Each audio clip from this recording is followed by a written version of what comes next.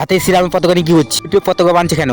তো তার কোন পোলে পতাকা বা সেলাই করছে কেন? তে কোথায় যাচ্ছি? সত্যি খুব সুন্দর লাগছে। কি ঝুড়ছি কেন? Radhe Radhe, welcome to my new vlog video. আজকের ভিডিওতে প্রথমেই দেখতে পাচ্ছেন কঞ্চি কাটছি। আজ শুধু একটা দিন না, আজ এক শক্তির জন্মদিন। আজ সেই দিনের স্মৃতি যেদিন ধর্মের জন্য, সত্যের জন্য পৃথিবীতে অবতরণ করেছিলেন ভগবান শ্রীরাম। আমরা যে পতাকা এনেছি সেগুলা লাগাবো, তাই আমরা কঞ্চিগুলোকে একদম কেটে ঠিক করে নিচ্ছি। প্রতিটি গাছে, প্রতিটি রাস্তায় উঠছে জয় শ্রীরামের পতাকা। এই পতাকাগুলা তাড়াতাড়ি লাগিয়ে দিয়েছি, কারণ দেরি হয়ে গেছে। এই কোটা ঠিক করতে করতে অনেকটাই দেরি হয়ে যাবে। এইবার পতাকাগুলাকে ঠিকঠাক করে সেলাই করে নিচ্ছি। এই পতাকা শুধু একটা কাপড় নয়, এটা আমাদের বিশ্বাস, এটা আমাদের শক্তি।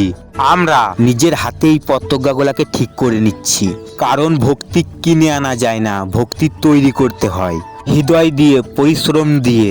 এই পোলে যখন পতাকা উঠছে, মনে হচ্ছে আজ প্রকৃতিও রাম নাম জপ করছে।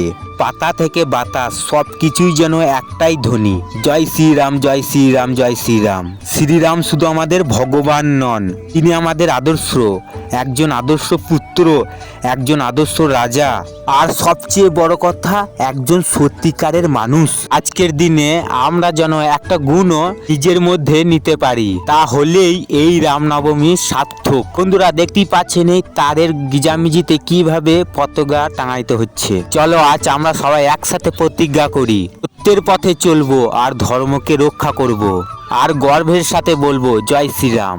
সকলকে রামনবমীর অনেক অনেক শুভেচ্ছা।